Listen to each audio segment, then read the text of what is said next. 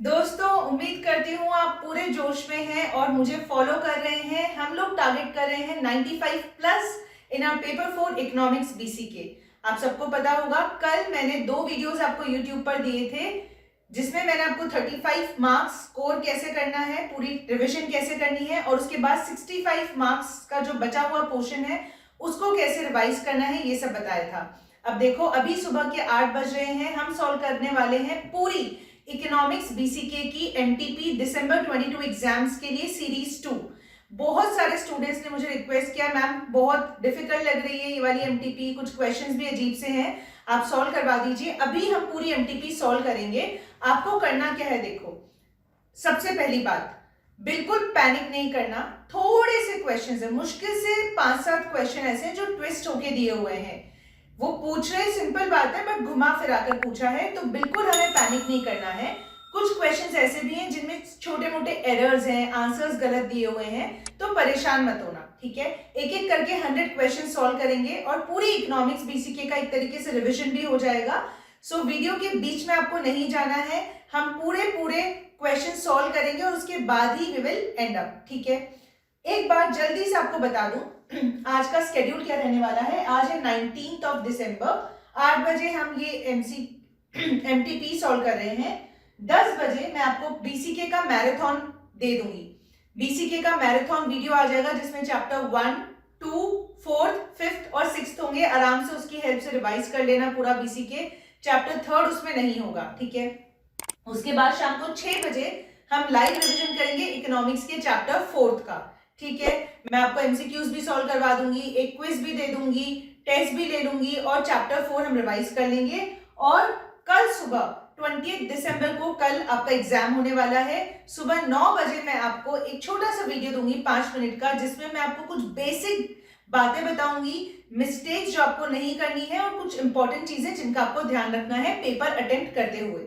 तो ये पूरा स्केड्यूल रहेगा वाईटी स्टोरी पर, कम्युनिटी पोस्ट पर, व्हाट्सएप पर, इंस्टाग्राम पर, हर जगह ये स्केड्यूल मैंने डाल दिया है। Now without wasting any further time, let's jump straight to our MTP series 2 solve करेंगे। सभी revision videos chapter wise, economics का मैराथन, बीसीके का मैराथन, सारी चीजें ऑलरेडी अपलोडेड है। नीचे डिस्क्रिप्शन में जाओगे, सारे रिवीजन वीडियोस के लिंक्स, एमटीपी सीरीज 1 का लिंक सब मिल जाएगा। So let's go and solve our MTP and let's revise our full economics BCK with full जोश, full energy. Let's do it. तो देखिए, हम एक एक करके सारे क्वेश्चन सॉल्व करेंगे, जल्दी जल्दी चीज़ों को रिवाइज करेंगे और आप ये देखते जाना कि कितने क्वेश्चंस आपके सही हो रहे हैं, कहाँ पर आप अटक रहे हैं। नेगेटिव मार्किंग नहीं होनी चाहिए और पैनिक बिल्कुल भी नहीं करना है। सबसे पहले देखो, ये है आपका mock test paper number 2 November 22 exam के लिए और पार्ट 1 बिजनेस इकोनॉमिक्स का question number 1। Micro economic theory studies how a free enterprise economy determines. तो क्या स्टडी करते हैं माइक्रो इकोनॉमिक्स में? प्राइस ऑफ द गुड्स, ठीक है। याद करो, माइक्रो इकोनॉमिक्स को हम प्राइस थियरी भी कहते हैं और फ्री एंटरप्राइज इकोनॉमी क्या होती है? Free market economy. यहीं पर याद करो, मैक्रो इकोनॉमी को हम कहते हैं एग्रीगेट इकोनॉमी और इनकम थ्योरी, ठीक है। Price theory micro economics, macro economics को कहते हैं इनकम एम्प्लॉयमेंट थियरी और एग्रीगेट इकोनॉमिक्स। तो फर्स्ट का आंसर हो जाएगा ए। सेकंड देखो, which aspect of taxation involves normative economics.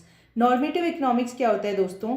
जहाँ पर वैल्यू जजमेंट होता है, सजेशन होता है, हम कुछ उम्मीद करते हैं, ठीक है, कि वेलफेयर, फेयरनेस क्या सही है, what should be, what ought to be, इनकी बातें की जाती है।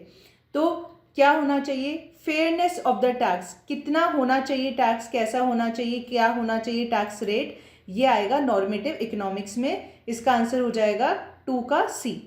फिर देखो third question, when the price of a substitute of commodity X falls the demand for X. Substitute goods वो गुड्स होते हैं जो कभी भी साथ में यूज नहीं हो सकते। आइदर यू और मी, या तो तुम या तो मैं, चाय या कॉफ़ी, ठीक है। तो टी जो है वो गुड एक्स है मानो। तो when the price of the substitute of commodity X falls, मतलब कॉफ़ी की प्राइस अगर फॉल हो गई तो लोग क्या करेंगे? ज़्यादा कॉफ़ी को डिमांड करेंगे, तो टी की डिमांड कम हो जाएगी। तो डिमांड फॉर एक्स, एक्स को हमने क्या मांगा है? यहाँ पे क्या माना है, टी माना है ना, तो टी की डिमांड पे क्या असर पड़ेगा, अगर कॉफ़ी की प्राइस कम हो गई तो टी की डिमांड भी कम हो जाएगी। क्लियर। चलो नेक्स्ट देखो fourth, an increase in the price of a commodity when demand is inelastic causes total expenditure of the consumer of the commodity to. तो बेसिकली ये क्वेश्चन है कहाँ से, total outlay method of price elasticity से है। हम जानते हैं अगर प्राइस बढ़ता है और टोटल आउटले या टोटल रेवेन्यू बढ़ता है, और अगर प्राइस कम होता है टोटल रेवेन्यू और टोटल आउटले भी कम होता है, तो ऐसी सिचुएशन में इलास्टिसिटी इज लेस देन 1। ठीक है, ठीक है। और अगर मानो सेम डायरेक्शन में मूवमेंट हो रही है, मतलब प्राइस भी बढ़ रही है, ठीक है, तब तो ये हो गया ना सेम डायरेक्शन का केस, तो ये हो गया ओपोजिट डायरेक्शन में, मतलब टोटल रेवेन्यू कम हो रहा है या फिर प्राइस के कम होने पर टोटल रेवेन्यू बढ़ रहा है। यहाँ ओपोजिट डायरेक्शन में मूव कर रहे हैं प्राइस और टोटल आउटले या टोटल रेवेन्यू, तब इलास्टिसिटी होती है मोर देन 1। ठीक है, यहाँ क्या बोल रहा है ये देखो, इंक्रीज इन द प्राइस, मतलब प्राइस तो बढ़ गई, डिमांड इज इन इलास्टिक, ये रहा भाई, तो क्या होगा फिर, आप बताओ क्या होगा, ये देखो टोटल आउटले या टोटल एक्सपेंडिचर बढ़ जाएगा, तो फोर्थ का आंसर हो जाएगा इट विल इंक्रीज। ठीक है, क्या किया हमने, ये दिया हुआ है और ये भी दिया हुआ है, तो ये वाला हमें आंसर में मिल गया। ठीक है, चलो नेक्स्ट देखो question number 5, if the amounts of two commodity purchased both increase और decrease when the price of one change the cross elasticity of demand between them is. देखो दो कमोडिटीज है, दोनों का जो कमोडिटी परचेज्ड है मतलब क्वांटिटी डिमांडेड है वो इंक्रीज या डिक्रीज होता है जब एक का प्राइस चेंज होता है, तो उनके बीच का क्रॉस इलास्टिसिटी क्या होगा। तो दो कमोडिटीज है, एक एक्स है एक वाई है। ठीक है, if the amount of two commodities purchased मतलब quantity of X and quantity of Y both increase और decrease when the price of one change. चलो एक बार के लिए वाई की प्राइस को, ठीक है, वाई की प्राइस को हम कम कर देते हैं। ठीक है, अब एक बात बताओ, अगर y की प्राइस कम हो गई, ठीक है, तो y की डिमांड बढ़ जाएगी ना। अब ये कह रहा है इन दोनों की डिमांड पे सेम असर आएगा। देखिए टू कमोडिटीज एक्स और वाई परचेज्ड बोथ इंक्रीज और decrease when the price of one change. तो हमने क्या किया, y की प्राइस को चेंज किया, मतलब y की प्राइस को कम कर दिया। ठीक है, तो जब y की प्राइस कम होगी तो y की डिमांड बढ़ जाएगी और x की भी डिमांड बढ़ जाएगी। भाई ये बोल रहा है, ऐसा क्वेश्चन में बोला है ना, दोनों कमोडिटीज की क्वांटिटी इंक्रीज या डिक्रीज होगी। ठीक है, तो बताओ इनकी क्रॉस इलास्टिसिटी कैसी है। आप साफ साफ देख सकते हो यहाँ पर क्या नजर आ रहा है, कैसा रिश्ता नजर आ रहा है। ये देखो एक का प्राइस कम हो रहा है और दूसरे का क्वांटिटी बढ़ रहा है, तो कैसा रिलेशनशिप हो गया, ये नेगेटिव क्रॉस इलास्टिसिटी हो गई ना। नेगेटिव क्रॉस इलास्टिसिटी क्या होती है भाई, दो गुड्स हो गए एक्स और वाई, एक का प्राइस कम हो गया दूसरे का डिमांड बढ़ जाएगा, या फिर एक का प्राइस बढ़ गया दूसरे का डिमांड कम हो जाएगा, नेगेटिव रिलेशन हो गया। So the cross elasticity of demand here is negative. ठीक है, और मुझे अब जल्दी से बता दो कमेंट करके नीचे कि नेगेटिव क्रॉस इलास्टिसिटी किसके केस में होती है। देखो रिलेटेड गुड्स जो होते हैं वो दो टाइप के होते हैं, जल्दी से हम रिवाइज कर लेते हैं यहीं पे। Related goods are of two types, एक तो होता है सब्सटीट्यूट और कंपीटिंग गुड्स, जिनके बीच में हमेशा कंपटीशन चलता है, जो कभी भी साथ में यूज नहीं हो सकते। ठीक है, दूसरा होता है कॉम्प्लीमेंट्री गुड्स, जो कि साथ में यूज होते हैं, जो कहते हैं हम साथ साथ हैं। सब्सटीट्यूट गुड्स या कंपीटिंग गुड्स का जो क्रॉस इलास्टिसिटी होता है वो पॉजिटिव होता है और डायग्राम ऐसा बनता है, और कॉम्प्लीमेंट्री गुड्स के बीच का क्रॉस इलास्टिसिटी ऐसा होता है और डायग्राम नेगेटिव बनता है। ठीक है, नेगेटिवली स्लोप बनता है। चलो ठीक है, और अगर दो गुड्स अनरिलेटेड है तो उनके बीच की क्रॉस इलास्टिसिटी क्या होती है, जीरो होती है भाई। ठीक है, अब क्वेश्चन 6 देखो, a consumer who is below the personal budget line rather than on it, उसका क्या हिसाब रहेगा भाई। तो सबसे पहले तो एक्स और वाई एक्सिस बना दिया जी। ठीक है, चलो अब एक बजट लाइन भी बना देते हैं, ये एक हो गई बजट लाइन। अब इसको मार्किंग दे दो, ये हो गया तुम्हारा वाई एक्सिस, ये ओरिजिन हो गया, ये एक्स एक्सिस हो गया, ये पी एल, इसको नाम दे दो पी, और ये एल, ये हो गई आपकी बी एल, बजट लाइन।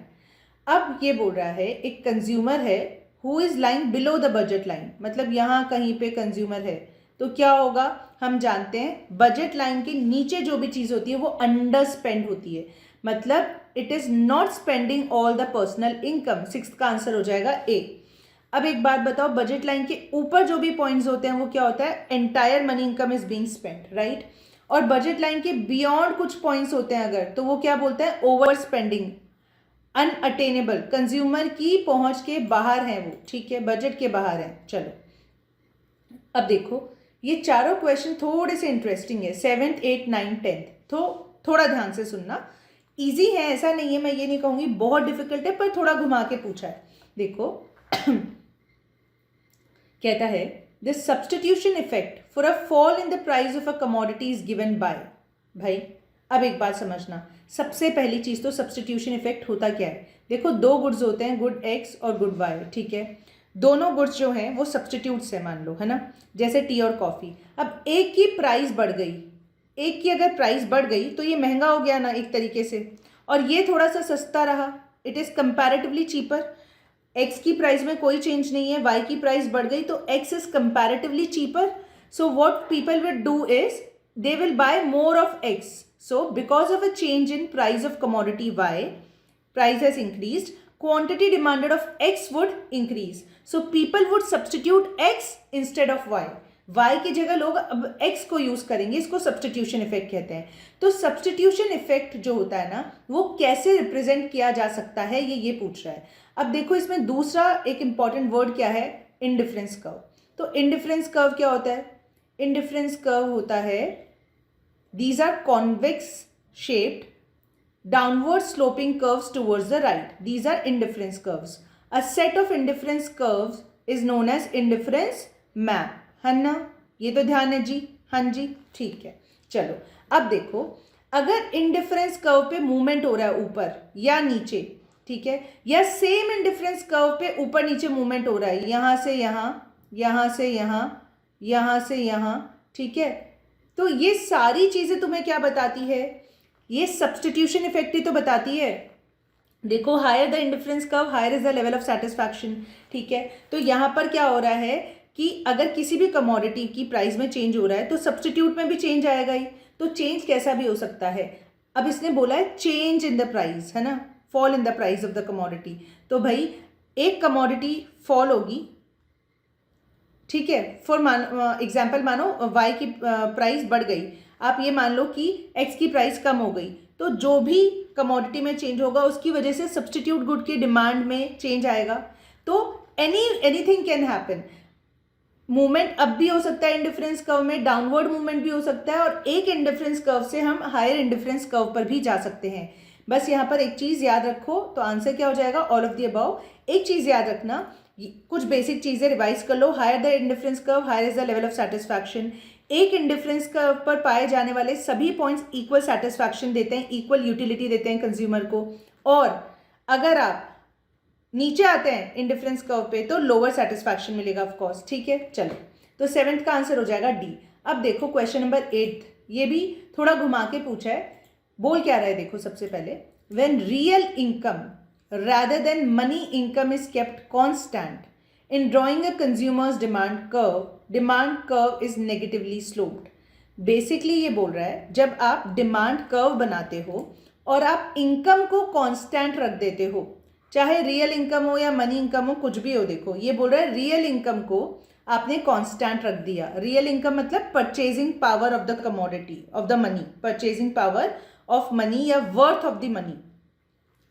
आप याद रखो लॉ ऑफ डिमांड कहता क्या है, लॉ ऑफ डिमांड क्या कहता है, याद करो।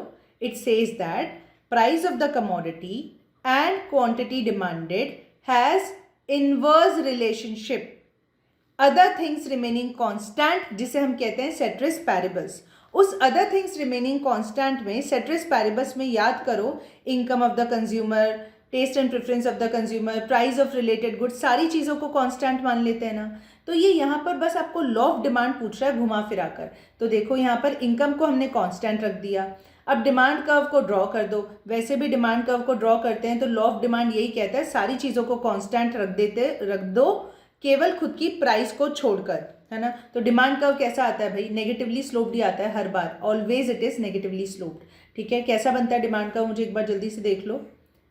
इट इज़ डिमांड कर्व ऐसा बनता है, इट इज़ नेगेटिवली स्लोप्ड, ठीक है। तो हम बाकी सारी चीज़ों को कांस्टेंट रख देते हैं। सिंपल था ये, ऐसा कुछ नहीं था, बस इसने थोड़ा घुमा के पूछा था। अब देखो क्वेश्चन 9th और 10th। 9th बोलता है traditional economic theory could not explain choices involving risk because it is assumed that. Traditional economic theory जब हमने पढ़ी तो वो ज़्यादा चीज़ें एक्सप्लेन नहीं कर सकता चॉइसेस को लेकर, रिस्क को लेकर। तो क्यों? क्योंकि वो हमेशा मान के चलता है कि मार्जिनल यूटिलिटी हमेशा डिक्लाइन करती है। हम मार्जिनल यूटिलिटी का डायग्राम बनाते हैं ना, एमयू का डायग्राम बनाते हैं ना, कैसा बनाते हैं? एमयू का डायग्राम बताओ, ऐसा।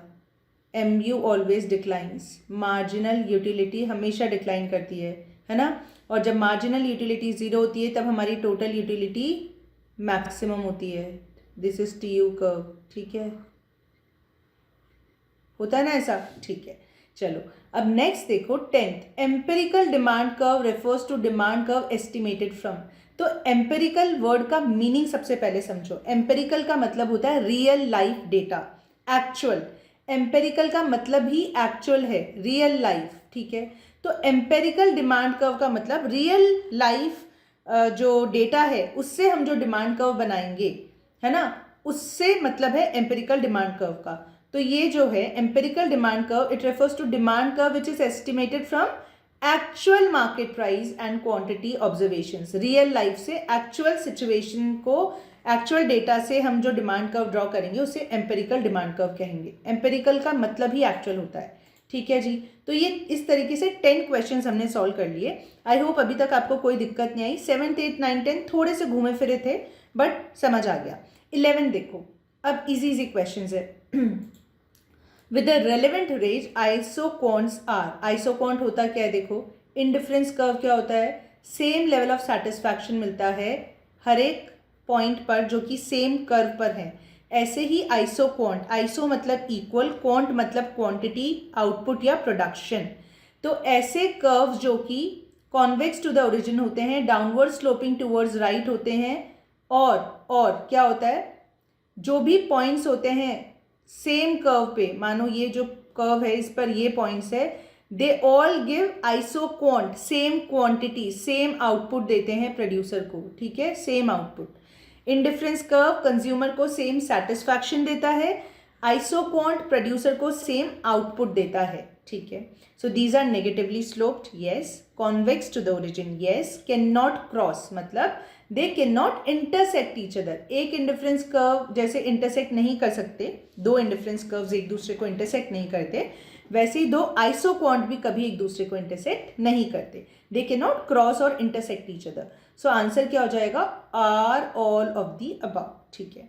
12th क्वेश्चन देखो, at the point where a straight line from the origin is tangent to the TC curve AC, क्या होगा AC को? सबसे पहले तो टोटल कॉस्ट कर्व बनाओ भाई। ये हो गया y एक्सिस, ये हो गया आपका x axis. Total cost curve कैसा होता है जी, एस शेप्ड कर्व होता है ना, ऐसा होता है, एस शेप्ड कर्व होता है, बना दिया। अब ये बोल रहा है एक लाइन ड्रॉ करो, कैसी line, straight line from the origin. चलो भाई ड्रॉ कर दो, straight line from the origin draw कर दो। तो ये हो गया आपका ओरिजिन, ये हो गया y एक्सिस, ये हो गया आपका x एक्सिस। अब याद करो एवरेज कॉस्ट कर्व को क्या होगा, ये AC की बात कर रहा है, ठीक है जी, एवरेज कॉस्ट कर्व की बात कर रहा है। तो हमें पता है जी जब टोटल कॉस्ट कर्व अपना स्लोप चेंज करता है, ऐसे होता है, तब हमारा एवरेज कॉस्ट कर्व का क्या हो रहा होता है, average cost curve is a U shaped curve, ये तो हमें पता ही है ना। तो ये हो जाता है, इस पे मिनिमम पे होता है, ये एवरेज कॉस्ट कर्व अपने मिनिमम पे होता है, ठीक है। तो यहाँ क्या होगा देखो, एट द पॉइंट मतलब ये रहा point P, where a straight line, ये रही straight line, from the origin, ये रहा origin, is tangent to the TC curve, TC curve is a S shaped curve, बना दिया। वहां पर AC को क्या होगा ये पूछ रहा है, तो AC भाई ये रहा एवरेज कॉस्ट कर्व, ये रहा average cost curve would be minimum, ठीक है। चलो ये तो पता ही है हमें। अच्छा और सुनो, एवरेज कॉस्ट कर्व के मिनिमम पॉइंट पर याद करो मार्जिनल कॉस्ट कर्व कट करता है ना, MC always cuts at the lowest point of average cost curve. यहाँ पर दोनों इक्वल होते हैं तो इट इक्वल्स MC, बिल्कुल हाँ। और बोल रहा है एवरेज कॉस्ट जो होता है ना, it is equal to AVC plus AFC, ये तो वैसे भी हमेशा ही ट्रू है जी। टोटल एवरेज कॉस्ट मतलब एबीसी प्लस एएफसी तो होता है, तो ये भी ट्रू हो गया। तो तीनों के तीनों स्टेटमेंट्स ट्रू है, तो 12th का करेक्ट आंसर हो जाएगा डी। ठीक है, चलो I hope this is also clear. ये भी थोड़ा अच्छा क्वेश्चन था। अब देखो 13th, एट द बेस्ट और optimum short run level of output the firm will be. भाई short run level of output की बात कर रहा है, ठीक है। ऑप्टिमम लेवल या बेस्ट में शॉर्ट रन में फर्म क्या करेगा? भाई फर्म क्या करता है शॉर्ट रन में?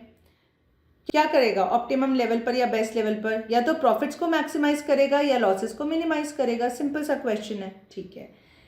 अब question number 14, in the short run the monopolist. Monopolist से मतलब क्या है? सबसे पहले तो इसको ध्यान से सुनना। मोनोपोलिस्ट कहीं भी लिखा हुआ आया तो ये मोनोपोली की बात कर रहा है, सिंगल सेलर की बात कर रहा है। मोनोपोलिस्टिकली कॉम्पिटिटिव, मोनोपोलिस्टिक कॉम्पिटिशन, ये लिखा हुआ आया तो एमसी की बात हो रही है, बट मोनोपोलिस्ट लिखा है तो सिंगल सेलर की बात है। अब देखो हमें पता है कि मोनोपोलिस्ट के केस में, सिंगल सेलर के केस में, शॉर्ट रन में और लॉन्ग रन में क्या हो सकता है?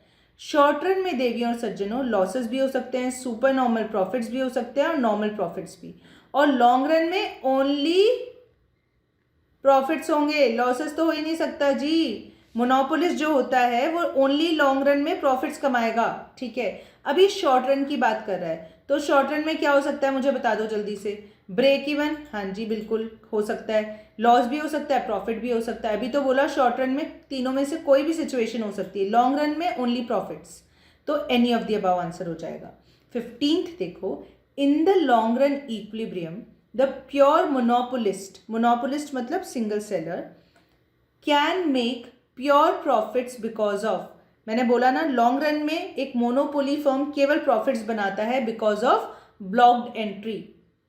अब जल्दी से रिवाइज करो, अगर वो एग्जाम में पूछता है बैरियर्स टू एंट्री एग्जिस्ट, भाई कहाँ कहाँ पर बैरियर्स टू एंट्री होती है, तो आप कहोगे परफेक्ट कंपटीशन में नहीं होती, मोनोपोलिस्टिक कंपटीशन में नहीं होती।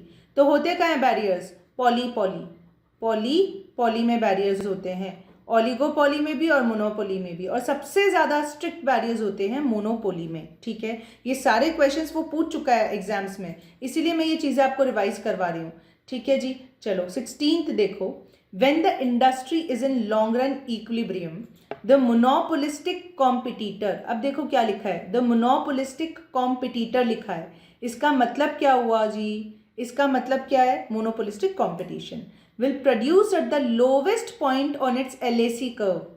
देखो मोनोपोलिस्टिक कॉम्पिटिशन में क्या वो लोवेस्ट पॉइंट पर प्रोड्यूस करेगा? ये हो गया आपका मार्जिनल रेवेन्यू, ये एवरेज रेवेन्यू, MR और MC जहाँ इक्वल होते हैं वहाँ पर ही हमारा इक्विलिब्रियम पॉइंट होता है, ठीक है। उसको हम ऊपर ऊपर ऊपर ले जाते हैं, नीचे ले आ जाते हैं, क्वांटिटी हो गई, और ये हो जाता है हमारा क्या क्या प्राइस, ठीक है। चलो तो ये बोल रहा है लॉन्ग रन इक्विलिब्रियम में क्या वो lowest point of AC curve पे ऑपरेट करता है क्या देवी और सज्जनों? कभी नहीं करता, it will never do that, never. याद रखना, मोनोपोलिस्टिक कंपटीशन ऐसा मार्केट फॉर्म है जहां पर वो कभी भी लॉन्ग रन में lowest point of LAC curve पे ऑपरेट नहीं करेगा, हमेशा यहाँ पर एक्सेस कैपेसिटी होती है, ठीक है। तो यहाँ वो कहाँ ऑपरेट करता है? डिक्लाइनिंग पोर्शन, ये देखो ये रहा, यहाँ पर डिक्लाइनिंग पोर्शन, जो फॉलिंग पोर्शन होता है उस पर ऑपरेट करता है। Every time there is excess capacity in the monopolistic competition, वो कभी भी यहाँ पर जो ये लोवेस्ट पॉइंट है ना एवरेज कॉस्ट कर्व का, long run average cost curve का, ये जो लोवेस्ट पॉइंट है यहाँ पर वो ऑपरेट कभी नहीं करेगा, ठीक है। चलो नेक्स्ट देखो question 17 king demand curve model का है। किंग डिमांड कर्व कौन से मार्केट फॉर्म से एसोसिएटेड है जी? ओलिगोपॉली से। चलो देखो, दे रिकॉग्नाइज देयर इंटरडिपेंडेंस, बिल्कुल हाँ। दे डू नॉट कल्यूड, बिल्कुल हाँ। कल्यूड करना मतलब साथ में आना, कल्यूजन, एक दूसरे को की मदद करना, कॉपरेट करना, वो नहीं आते हैं जनरली साथ में। They tend to keep the prices constant, yes, तो सारी चीज़ें सही है। प्राइजेस को कांस्टेंट रखते हैं, स्टिकी प्राइजेस या प्राइस रिजिडिटी कहते हैं इसे, ठीक है, जो कि किंग से एक्सप्लेन किया जाता है। चलो अब देखो question 18th, if Americans today for example, were to content to live at the level of the Indian middle class people, all their wants would be fully satisfied with their available resources and capacity to produce. ये बोल रहा है एक statement. अब ये कह रहा है स्टेटमेंट के बेसिस पे आप क्या कंक्लूजन ड्रॉ कर सकते हो ये बताओ. इसने बोला क्या, ये कहता है कि आज जो अमेरिकन्स हैं, जो लोग हैं अमेरिका में, अगर वो जीना सीख जाए कि जो भी है, जो मिडिल क्लास इंडियंस जिस स्टेटस पे जी रहे हैं, जितना रिसोर्सेज को यूज़ करके जी रहे हैं, अगर वो भी उतने रिसोर्सेज उस स्टैंडर्ड से जीना सीख जाए, कौन, अमेरिकन्स, अगर अमेरिकन्स मिडिल क्लास इंडियंस के स्टैंडर्ड से रहना सीख जाएं, जीना सीख जाएं, तो जितने रिसोर्सेज उनके पास हैं उनसे वो आराम से अपने सभी वांट्स को सेटिस्फाई कर सकते हैं पूरे तरीके से. इससे आप क्या कंक्लूड करोगे, आप एक एक स्टेटमेंट पढ़ो, और जब एक एक स्टेटमेंट पढ़ोगे आपको लगेगा कि ये तो वियर्ड स्टेटमेंट्स हैं, ये भी वियर्ड है, ये भी वियर्ड है, ये भी वियर्ड है. तो आंसर इसका क्या होगा, 18th का बी. देखो क्या बोल रहा है, the affluent and the developed countries of US. Affluent मतलब अमीर, है ना. डेवलप्ड कंट्रीज जो हैं यूएस की, वेस्टर्न यूरोप की, ये भी स्कैरसिटी का प्रॉब्लम आज फेस कर रहे हैं इवन टुडे. ठीक है, तो यही बात है. अब देखो मैंने आपको क्लास में भी बताया हुआ है, ऐसी कोई कंट्री, कोई इंडिविजुअल, कोई बिजनेस नहीं होता जहां स्कार्सिटी का प्रॉब्लम ना हो. तो ये देखो सी ऑप्शन गलत क्यों है. The affluent and the developed countries are not facing the problem of scarcity. अरे भाई ऐसी कोई देश नहीं है, कोई कंट्री नहीं है जहां स्कैरसिटी का प्रॉब्लम ना हो. तो इवन जो अफ्लुएंट कंट्रीज है, डेवलप कंट्रीज है, वहां पर भी प्रॉब्लम है स्कैरसिटी का. ठीक है, चलो अब 19th क्वेश्चन देखो. Economics is a branch of dash science which focuses on production, distribution, good and consumption of goods and services. It is a branch of social science. ठीक है, economics is a branch of social science. 20th देखिए, a socialistic economy is a system of production where goods and services are produced by. किससे produce किए जाते हैं भाई, socialistic economy में goods and services are produced directly for use, है ना. Socialistic economy में गुड्स एंड सर्विसेज को डायरेक्टली यूज के लिए बनाया जाता है. जनरेट प्रॉफिट किस में होता है, कैपिटलिस्टिक इकोनॉमी में होता है. कैपिटलिस्टिक इकोनॉमी को हम कहते हैं laissez faire economy, free market economy, market economy. ठीक है, चलो क्वेश्चन 21 देखिए. Capital intensive technique of production is used in. भाई capital intensive technique of production क्या होता है, ऐसी प्रोडक्शन की टेक्निक जहां ज़्यादा कैपिटल यूज़ किया जाता है. कैपिटल बोले तो पैसा, बड़ी बड़ी मशीन, ये यूज़ की जाती है. कहाँ यूज़ की जाएंगी, जहां पर कैपिटल सरप्लस होगा. जहां लेबर सरप्लस में होगा वहां labour surplus, labour intensive technique, labour intensive technology use होगी. और जहां कैपिटल सरप्लस में होगा, कैपिटल इजीली आराम से खूब अच्छे से मिल जाएगा, वहां पर कैपिटल इंटेंसिव टेक्निक यूज़ होगी. ठीक है, चलो 22 जो क्वेश्चन है ये आपके मॉड्यूल का क्वेश्चन है.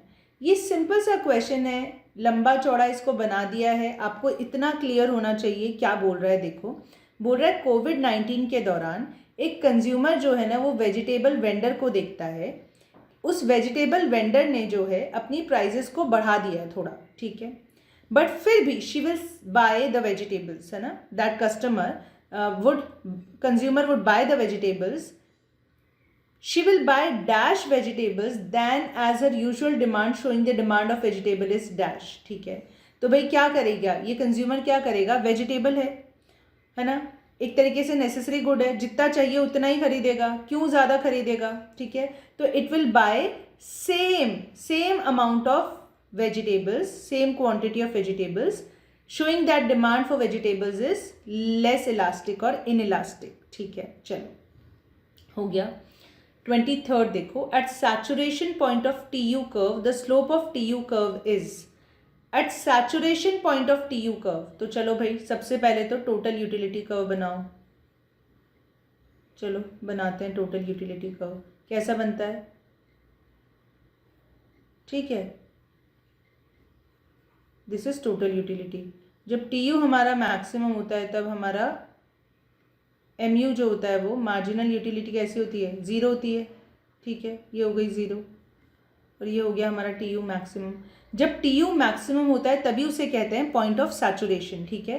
At saturation point of T U curve, मतलब पॉइंट ऑफ फुल सटाइटी, ये रहा मैक्सिमम टी यू जब होता है उसे कहते हैं पॉइंट ऑफ सटाइटी और सैचुरेशन। तो स्लोप कैसा है इस वक्त टी यू कर्व का, स्लोप देखो कैसा है, ये ऑलमोस्ट ऐसा हो जाता है, फ्लैट हो जाता है, मैक्सिमम पर पहुंचकर थोड़ी देर के लिए रुक जाता है नीचे गिरने से पहले। तो स्लोप मतलब रेट ऑफ चेंज तो कुछ नहीं हो रहा भाई, ये कांस्टेंट हो गया, स्लोप ऑलमोस्ट जीरो हो जाता है। तो सैचुरेशन पॉइंट पर टी यू कर्व के the slope of T U curve is 0। 23rd का आंसर हो जाएगा सी, ठीक है जी। चलो, और जब टी यू हमारा मैक्सिमम होता है, एम यू हमारा 0 होता है। अब देखो क्वेश्चन 24 क्या कह रहा है, the most crucial determinant of demand for an item is, सबसे ज्यादा crucial important determinant of demand, factors affecting demand कौन सा है। तो देखो क्या है, इनकम ऑफ द कंज्यूमर है, प्राइस ऑफ अदर गुड्स है, मतलब price of related goods, taste and preference of the consumer है, इट्स ओन प्राइस, भाई सबसे ज्यादा इंपॉर्टेंट तो खुद की कीमत है, खुद की प्राइस है, ठीक है। चलो 25th देखिए, with reference to arc elasticity की बात कर रहा है, measures the responsiveness of demand dash on the demand curve. 2 points के बीच में अगर हमें इलास्टिसिटी फाइंड करनी होती है तब हम आर्क मेथड को यूज करते हैं, हम जानते हैं। तो इसका आंसर हो जाएगा 25th का सी, ठीक है। आर्क मेथड कब यूज करते हैं, when the elasticity has to be found out between 2 points on a given demand curve, ठीक है। चलो 26 देखो, cost incurred which has no relevance to future planning is called, कोई इसका नाता, कोई रेलेवेंस, कोई रिलेशन नहीं है फ्यूचर प्लानिंग से, is known as sunk cost, हो गई, फ्यूचर से कोई रिश्ता नहीं है, ठीक है। नेक्स्ट देखो question 27, after identifying the market the enterprise has to make decision regarding 4 P's। अब ये क्वेश्चन जो है ये आपके DCK में भी है, which one of the following is not one of these 4 P's। तो देखो प्रोडक्ट, प्लेस, प्रमोशन, ये तो है, तो क्या नहीं है, पीपल जो है वो P में नहीं आता, इन 4 P's में पीपल नहीं आता, ठीक है जी। चलो अब 28th क्वेश्चन देखो, which of the following is incorrect formula, ध्यान से देख लो, which of the following is incorrect formula. देखो टोटल कॉस्ट क्या होता है, एवरेज कॉस्ट इनटू क्वांटिटी, बिल्कुल सही है। या फिर ऐसे समझ लो, एवरेज कॉस्ट कैसे निकालते हैं, टोटल डिवाइडेड बाय क्यू, तो भाई टोटल क्या हो जाएगा, दिस मल्टीप्लाई बाय दिस, ठीक है। चलो, summation of marginal cost gives you total cost, गलत है, बिल्कुल गलत है, कभी ऐसा नहीं होता। Marginal cost is the cost which changes with change in variable cost. Fix factor तो हमेशा फिक्स्ड ही होता है, फिक्स कॉस्ट तो हमेशा फिक्स रहती है, टोटल कॉस्ट में चेंज होता है तो मार्जिनल कॉस्ट निकलती है, और वो किसकी वजह से होता है, टोटल वेरिएबल कॉस्ट में चेंज की वजह से। देखो हम ऐसे ही तो लिखते हैं, marginal cost of n units is total cost of n minus total cost of n minus 1 unit, या फिर marginal cost of n unit is total variable cost of n unit minus total variable cost of n minus 1 unit. क्योंकि marginal cost केवल variable cost पर depend करती है, कभी भी fix cost पर नहीं। Why fix cost always remains fixed, कोई चेंज ही नहीं होता। तो ये जो है ना, ये बी, ये गलत है भाई, ये नहीं हो सकता। 28 का आंसर बी हो गया आंसर, ठीक है। चलो 29th देखो, which of the following is true at equilibrium in monopolistic competition. Monopolistic competition के इक्विलिब्रियम में इनमें से क्या सही होता है। चलो ड्रॉ करते हैं। सबसे पहले तो वही कैसे ड्रॉ करेंगे हम, सबसे पहले तो बना लो जी एक एवरेज रेवेन्यू या डिमांड कर्व, फिर बना लो एक मार्जिनल रेवेन्यू कर्व, ठीक है।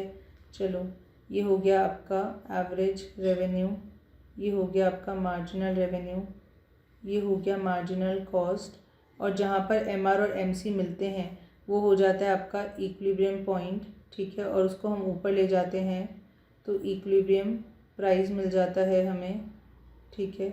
ये हो गया प्राइस। चलो ये हो गया y एक्सिस, अब इक्विलिब्रियम पर है ना, तो एवरेज कॉस्ट कर्व भी ड्रॉ कर दो। चलो एवरेज कॉस्ट कर्व इधर ड्रॉ कर देते हैं, चलो ठीक है, हाँ चलो कोई बात नहीं। अब देखो इक्विलिब्रियम प्राइस, ये रहा equilibrium price, OP is the equilibrium price, so price is greater than marginal cost. तो देखो सबसे पहले तो मार्जिनल कॉस्ट है कहाँ, मार्जिनल कॉस्ट कहाँ पे है जी, ये रहा आपका, ये है मार्जिनल कॉस्ट, तो ठीक है। मार्जिनल कॉस्ट मान लो टी है ये, तो yes OP is greater than OT, price is greater than marginal cost, yes price is greater than marginal revenue. अब मार्जिनल रेवेन्यू भी कहाँ पे है, यही तो है मार्जिनल रेवेन्यू, तो yes price is also greater than marginal revenue, तो both A and B are correct, ठीक है। तो इक्विलिब्रियम कंडीशन हो गई जब ये किसकी इक्विलिब्रियम कंडीशन बोल रहा है, मोनोपोलिस्टिक कंपटीशन की, तो हाँ प्राइस भी एमसी से ज़्यादा होता है और प्राइस भी एमआर से भी ज़्यादा होता है, ठीक है। चलो so I hope this is also clear, answer हो जाएगा इसका सी। 30th देखो, a purely competitive sellers average revenue curve coincides with, purely competitive sellers average revenue curve, भाई एवरेज रेवेन्यू कर्व बनाना है आपको प्योर कंपटीशन में सेलर का, कैसे होता है जी,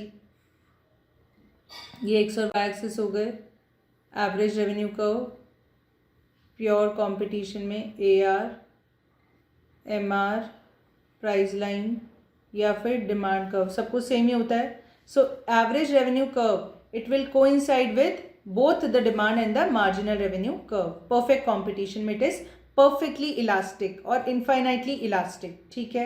तो 30 क्वेश्चंस हमने सॉल्व कर लिए, अब जल्दी से बाकी के भी सॉल्व करते हैं क्वेश्चंस, फिर बीसी के भी हमें देखना है। तो देखो 31 क्या कहता है, according to British economist J.M. Keynes, Dash was the main cause of massive decline in income and employment during Great Depression of 1930. Keynes ने क्या रीजन बताया था ग्रेट डिप्रेशन ऑफ 1930 का, lower aggregate expenditure in the economy, साफ साफ लिखा है chapter 5 business cycle में, बॉक्सेस जो बने हुए हैं उनमें, ठीक है।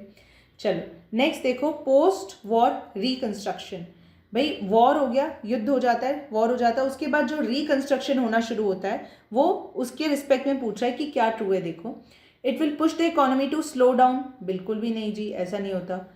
It can cause boom or recession depending upon the policies ना, it will cause pickup in the economic activities, बिल्कुल सही है, पिकअप ये ला देता है इकोनॉमिक एक्टिविटीज़ में, क्यों, क्योंकि रिकंस्ट्रक्शन होने लगता है तो चीज़ें बन रही है ना, एम्प्लॉयमेंट जनरेट होगा, लोग पैसा भी कमाएंगे, तो इफेक्टिव डिमांड क्रिएट होगी, ठीक है, उसकी वजह से एम्प्लॉयमेंट इनकम सब कुछ बढ़ रहा है, डिमांड भी बढ़ रही है, तो पूरी इकोनॉमी को एक पिकअप मिल जाता है, एक पुश मिल जाता है, ठीक है। 32 का बी हो जाएगा। 33 देखो, the price which a consumer would be willing to pay for a commodity equals to what, जो प्राइस एक कंज्यूमर किसी भी कमोडिटी के लिए देने के लिए तैयार रहता है उसे हम क्या कहते हैं, मार्जिनल यूटिलिटी कहते हैं। ये क्वेश्चन कई बार एग्जाम में आ चुका है, एमटीपी में पहले भी आ चुका है, तो इसको आपको थोड़ा ध्यान रखेंगे तो अच्छा है, ठीक है, मार्जिनल यूटिलिटी। क्वेश्चन 34 देखो, computers and computer software are, क्या है भाई ये, इतना ईजी क्वेश्चन है, कंप्यूटर और कंप्यूटर सॉफ्टवेयर को साथ में यूज़ करते हैं, जो गुड्स हम साथ में यूज़ करते हैं उन्हें हम कॉम्प्लीमेंट्री गुड्स कहते हैं, तो 34th का आंसर हो जाएगा B, complementary goods, they are used together. चलो 35th देखो, fluctuations in economic activities according to Keynes are due to, तो भाई कीन्स भाई साहब ने, कीन्स अंकल ने क्या कहा है, जो भी इकोनॉमिक एक्टिविटीज़ में फ्लक्चुएशंस आते हैं, जो बिजनेस साइकिल है उसका कॉज क्या है, fluctuations in aggregate effective demand, तो 35th का आंसर हो जाएगा C, fluctuations in aggregate effective demand, ठीक है। चलो 36 देखो, the turning point of business cycle, मुझे बताओ टर्निंग पॉइंट क्या होता है, कौन से दो पॉइंट्स हैं जिनको टर्निंग पॉइंट कहा जाता है, पीक, बूम या प्रोस्पेरिटी, एंड ट्रॉफ और डिप्रेशन, ठीक है जी, यही तो होता है, पीक, बूम, प्रोस्पेरिटी एक ही होते हैं, ट्रॉफ और डिप्रेशन एक ही होते हैं, इनको ही हम टर्निंग पॉइंट्स कहते हैं। The turning point of business cycle is produced by when economy indicates what, तो भाई कोई भी इंडिकेटर हो टर्निंग पॉइंट आता ही है, कोइंसिडेंट हो, लैगिंग हो या लीडिंग इंडिकेटर हो, तो एनी ऑफ द अबाव या all of the above.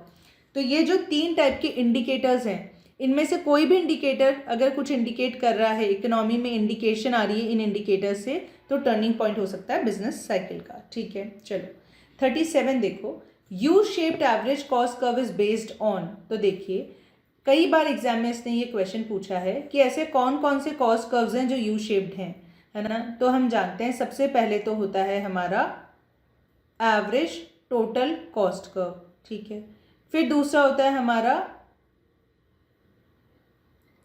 Average variable cost curve, ये हो गया इसका मिनिमम पॉइंट, ये हो गया इसका मिनिमम पॉइंट, और जो हमारा मार्जिनल कॉस्ट कर्व होता है वो इन दोनों के मिनिमम पॉइंट्स को टच करता हुआ ऐसे काटता हुआ जाता है, ठीक है जी, ठीक है।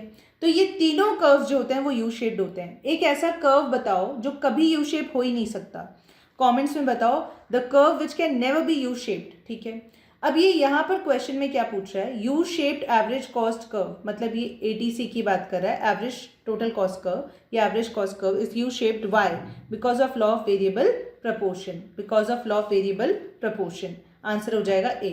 ठीक है, नेक्स्ट देखो क्वेश्चन नंबर 38 क्या कह रहा है, the reason behind the upward sloping portion of the long run average cost curve is. भाई long run average cost curve होता कैसा है जी, it is also known as envelope curve, ऐसा ही तो होता है ये, फ्लैटेंड यू शेप, फिर इसके अंदर शॉर्ट रन कर्व्स होते हैं छोटे छोटे से, है ना। ठीक है, ये होता है ऑप्टिमम पॉइंट, ये long run average cost curve. तो कहता है the rising upward sloping portion, ये वाला, ये जो पार्ट है ना ये, और द राइजिंग पोर्शन और the upward sloping portion of the LACC is because of diseconomies of scale. तो 38 का आंसर हो गया B, it is because of diseconomies of scale. ठीक है, और अगर ये एग्जाम में आपसे पूछे the falling portion of the long run average cost curve, the falling और the declining portion of the long run average cost curve is because of what, तो आप कहोगे इकोनॉमीज ऑफ स्केल, क्योंकि कॉस्ट कम हो रही है तो फायदा हो रहा है, इकोनॉमीज की वजह से हो रही होगी, और जो कॉस्ट बढ़ रही है वो डिस इकोनॉमीज की वजह से बढ़ रही होगी। ठीक है, 39th देखो, short run marginal cost of the firm will be increasing when. ठीक है भाई, तो short run marginal cost of the firm, जो मार्जिनल कॉस्ट है वो कब बढ़ेगी मुझे बताओ। देखो अभी हमने डिस्कस किया था कि मार्जिनल कॉस्ट का फॉर्मूला क्या होता है, change in total cost upon change in quantity, या फिर total cost of n units minus total cost of n minus 1 unit, या फिर total variable cost of n unit minus total variable cost of n minus 1 unit. देवी और सज्जनों, marginal cost ऐसा cost है, कई बार क्वेश्चन भी आया है, जो केवल और केवल वेरिएबल कॉस्ट पर डिपेंड करता है, फिक्स कॉस्ट से इसका कोई लेना देना नहीं होता। ठीक है, तो भाई सबसे पहली बात तो ये, इसका आंसर यहाँ दिया है 2, ऑप्शन 2, ऑप्शन बी दिया है, तो बी तो आंसर हो नहीं सकता, इस फिक्स कॉस्ट पे तो ये डिपेंड करती नहीं है, इसको वेरिएबल कर दो, टोटल वेरिएबल कॉस्ट कर दो।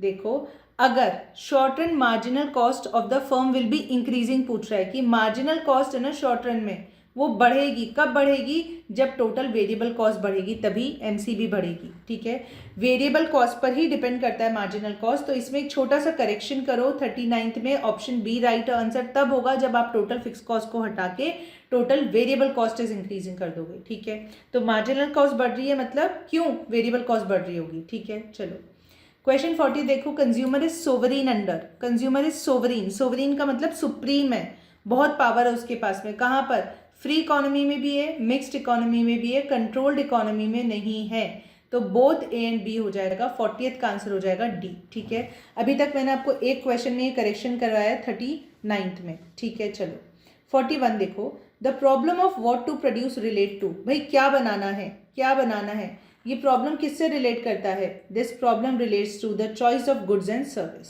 ठीक है, of course this relates to the problem of choice of good and service. अब 4 प्रॉब्लम्स होती है ना, क्या क्या होती है, what to produce, how to produce, for whom to produce, किसके लिए बनाए, and future provision for growth. ये 4 सेंट्रल इकोनॉमिक प्रॉब्लम्स है जो हर देश, हर इंडिविजुअल, हर बिजनेस को फेस करनी पड़ती है। चलो अब नेक्स्ट देखो, क्वेश्चन नंबर 42 भी इंटरेस्टिंग है, shift in the budget line when prices are constant are due to. देखो बजट लाइन क्या होती है, सबसे पहली बात, एक लाइन होती है जिसपे कॉम्बिनेशन ऑफ गुड्स होते हैं। ठीक है, 2 गुड्स के कॉम्बिनेशंस होते हैं, जैसे यहाँ पर ए और बी का कुछ कॉम्बिनेशन होगा, यहाँ पर भी ए और बी का कुछ कॉम्बिनेशन होगा, ठीक है, यहाँ पर भी होगा, ऐसे कॉम्बिनेशंस होते हैं कि हमने अलग अलग कॉम्बिनेशंस में ए और बी को खरीदा है। ठीक है, तो ये बजट लाइन में क्या होता है, हर पॉइंट पर कंज्यूमर का खर्चा सेम हो रहा होता है, entire money income is spend by the consumer.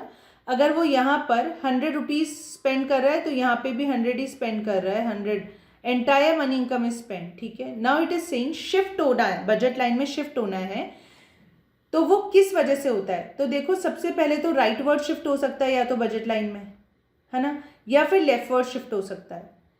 तो शिफ्ट कभी भी बजट लाइन में होता है वो दो ही रीजंस की वजह से होता है। एक तो कंज्यूमर की इनकम की वजह से, कंज्यूमर की इनकम में कुछ ऊपर नीचे हुआ होगा, एंड और या फिर prices of the goods concern, ठीक है। तो या कि तो गुड की खुद की प्राइस में चेंज हुआ है या कंज्यूमर की इनकम में। अब देखो, shift in the budget line when prices are constant, भाई दो ही रीजंस हो सकते हैं जिससे शिफ्ट होता है, मैंने आपको बताया, या तो इनकम में चेंज होगा या कंज्यूमर की इनकम चेंज होगी या फिर गुड्स की प्राइजेस।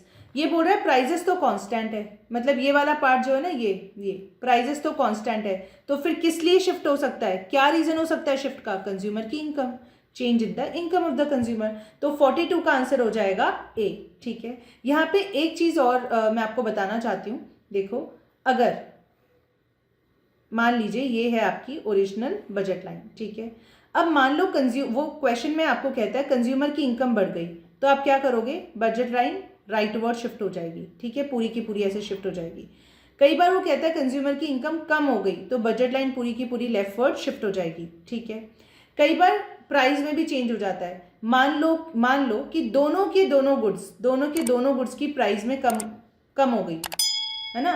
पहले एप्पल्स और बनानास हम कंज्यूम कर रहे थे, ठीक है, एप्पल्स और बनानास हम कंज्यूम कर रहे थे। एप्पल थी 10 रुपीज़ की, एक बनाना था 5 रुपीज़ का। अब क्या हो गया, एप्पल हो गई 5 की और बनाना हो गया 1।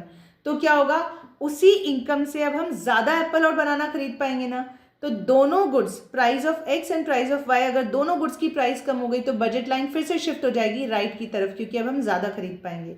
और वहीं उल्टा समझो, अगर दोनों के प्राइजेस बढ़ गए, इसके प्राइस हो गई 20, इसका हो गया 50, तो हम कम खरीद पाएंगे अब उसी गिवन इनकम से। इनकम तो कांस्टेंट है, तो बजट लाइन पूरी की पूरी लेफ्टवर्ड शिफ्ट हो जाएगी, ठीक है जी। चलो, तो entire budget line will shift towards left if price of both the goods और कमोडिटीज इंक्रीजेस। तो इस चीज का भी थोड़ा ध्यान रखना अगर वो एग्जाम में पूछ ले तो। क्वेश्चन 43 देखो, law of demand is violated when. अब देखो ध्यान से समझना, थोड़ा सा पंगा लग जाएगा वरना आपको। कुछ बेसिक चीज़ें आपकी क्लियर होनी चाहिए अगर ये क्वेश्चन आपको क्रैक करना है तो। सबसे पहली चीज़, लॉ ऑफ डिमांड होता क्या है। लॉ ऑफ डिमांड वो कहता है प्राइस अगर बढ़ गई तो डिमांड कम हो जाएगी एंड वाइस वर्सा, है ना। अदर थिंग्स रिमेनिंग कांस्टेंट, उसको हम कहते हैं ceteris paribus. Law of demand violate होगा, वॉयलेट कब होगा, जब प्राइस के बढ़ने पे डिमांड भी बढ़ जाएगी और प्राइस के कम होने पे डिमांड भी कम हो जाएगी, तब लॉ ऑफ डिमांड वॉयलेट होगा। अब लॉ ऑफ डिमांड वॉयलेट होगा मतलब लॉ ऑफ डिमांड एक्सेप्शन है, लॉ ऑफ डिमांड झूठा साबित हो जाएगा। गिफन गुड्स के केस में होता है ना, ये Giffen goods are those goods जहां पर प्राइस के बढ़ने पर क्वांटिटी डिमांडेड बढ़ती है। जी हाँ, चलो, तो ये कहता है लॉ ऑफ डिमांड कब वॉयलेट होता है। देखो, अब ये तो समझ लिया लॉ ऑफ डिमांड क्या होता है, Giffen goods is an exception to law of demand, वो हमेशा लॉ ऑफ डिमांड को वॉयलेट करता है। अब ये समझो ऑप्शंस क्या क्या बोलते हैं। Income effect is negative. Income effect होता क्या है देवियों और सज्जनों, इनकम इफेक्ट का मतलब क्या है, सिंपली अगर कंज्यूमर की इनकम बढ़ी तो डिमांड बढ़ेगी तो इनकम इफेक्ट पॉजिटिव हो गया, और अगर कंज्यूमर की इनकम बढ़ी पर डिमांड कम हो गई उस गुड की तो इनकम इफेक्ट नेगेटिव हो गया। समझ गए। चलो नेक्स्ट पढ़ो, सब्स्टिट्यूशन इफेक्ट।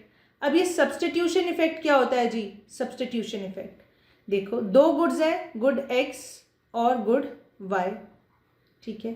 गुड वाई का प्राइस बढ़ गया तो इसकी डिमांड क्या होगी, कम हो जाएगी, और एक्स की डिमांड बढ़ जाएगी, ठीक है।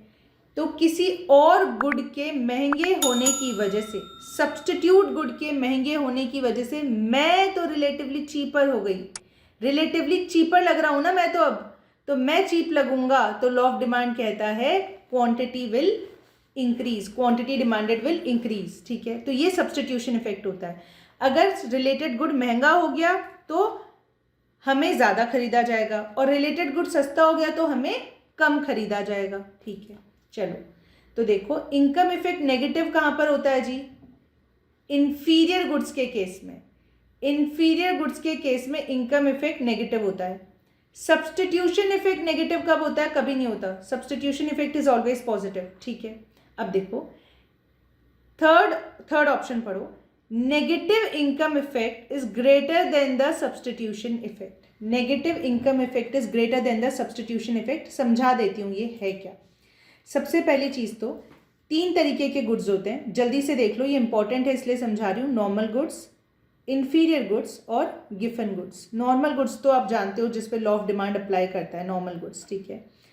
तो यहाँ पर सब्सटीट्यूशन इफेक्ट कैसा होगा? सब्सटीट्यूशन इफेक्ट अभी समझाया, पॉजिटिव। इन्फीरियर गुड क्या होते हैं? इनकम बढ़ेगी तो डिमांड कम हो जाएगी, सब्सटीट्यूशन इफेक्ट यहाँ भी पॉजिटिव होता है। गिफन गुड क्या होते हैं? प्राइस बढ़ेगी, क्वांटिटी डिमांडेड भी बढ़ेगी, सब्सटीट्यूशन इफेक्ट इधर भी पॉजिटिव ही होता है। इनकम इफेक्ट का क्या सीन है भाई? इनकम इफेक्ट यहाँ पॉजिटिव होगा और इन्फीरियर गुड्स के केस में इनकम इफेक्ट जो होता है वो नेगेटिव होता है, ठीक है। और गिफन गुड्स के केस में भी इनकम इफेक्ट जो होता है वो नेगेटिव होता है, ठीक है। तो यहाँ क्या होता है एक्चुअल में? अगर कंज्यूमर की इनकम बढ़ती है तो क्वांटिटी डिमांडेड कम हो जाती है, ठीक है। और यहाँ पर भी ये होती है, इनकम बढ़ती है तो क्वांटिटी डिमांडेड कम हो जाती है। तो ये होता है इनकम इफेक्ट और सब्सटीट्यूशन इफेक्ट अलग अलग गुड्स के केस में। अभी नेगेटिव इनकम इफेक्ट का मतलब समझो। नेगेटिव इनकम इफेक्ट मतलब इनकम तो बढ़ गई पर डिमांड कमोडिटी की कम हो गई, ठीक है जी। चलो, and it is greater then, ये देखो यहाँ लिखा है ना, इट इज ग्रेटर देन, तो ये ग्रेटर देन का साइन लगा दिया। Then the substitution effect. अब ये सब्सटीट्यूशन इफेक्ट का क्या मतलब है भाई? सब्सटीट्यूशन इफेक्ट मतलब y की प्राइस बढ़ गई तो y की डिमांड कम हो गई तो x की डिमांड बढ़ गई, यही तो होता है, ठीक है। तो ये कह रहा है negative income effect is stronger than the positive substitution effect. यहाँ पे पॉजिटिव भी लिख सकते हो, नहीं तो भी मैंने आपको बोला सब्सटीट्यूशन इफेक्ट तो पॉजिटिव ही होता है। अब देखो, नेगेटिव इनकम इफेक्ट की वजह से ध्यान से देखो क्या हो रहा है, डिमांड कम हो रही है एक्स की, और सब्सटीट्यूशन इफेक्ट में देखो क्या हो रहा है, डिमांड बढ़ रही है। But negative income effect is stronger, मतलब कि डिमांड जो है वो कम हो रही है। तो it is an exception to law of demand. Law of demand violate हो गया जी। कैसे? क्वांटिटी डिमांडेड कम हो गई, ठीक है। समझ गए बात को? तो इसलिए इसका आंसर हो जाएगा 43 का आंसर हो जाएगा सी। समझ गए? मैंने आपको सबको समझा दिया यहाँ पर, ठीक है। इन्फीरियर गुड्स क्या होते हैं, गिफन गुड्स क्या होते हैं, positive substitution effect, income effect क्या होता है। I hope it is clear. चलो अब देखो 44, elasticity is greater then utility for. ये बड़ा ही वियर्ड सा क्वेश्चन है, सेंसलेस सा क्वेश्चन है, कुछ इसका वो बनता नहीं है, तो आपको हल्का से करेक्शन करना होगा यहाँ पे। क्वेश्चन नंबर 44 में, if I am not wrong, yes, हाँ देखो, elasticity is greater then utility for, तो यूटिलिटी को तो हटा दो, यूनिटी लिख दो। मतलब ये कह रहा है elasticity is greater than unity, तो इलास्टिसिटी बोले तो income elasticity is greater than unity मतलब 1।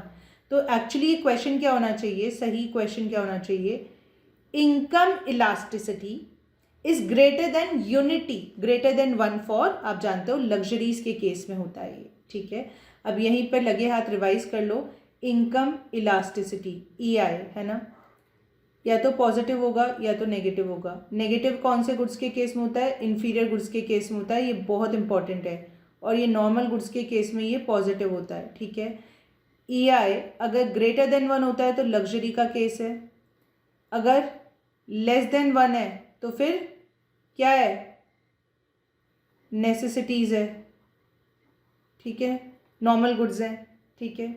और EI अगर 0 है तो मतलब अनरिलेटेड है, इनकम के बढ़ने या कम होने से डिमांड पे कोई फर्क नहीं पड़ रहा, ठीक है जी। चलो नेक्स्ट देखो question number 45, which of the following is not studied in micro economics. इनमें से कौन सा हम माइक्रो इकोनॉमिक्स में नहीं पढ़ते हैं।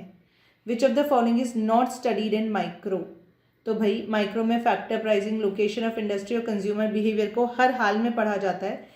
एक्सटर्नल वैल्यू ऑफ करेंसी जो है वो हम मैक्रो में पढ़ते हैं, ठीक है। चलो नेक्स्ट देखो question 46, the characteristics of capitalistic economies does not include.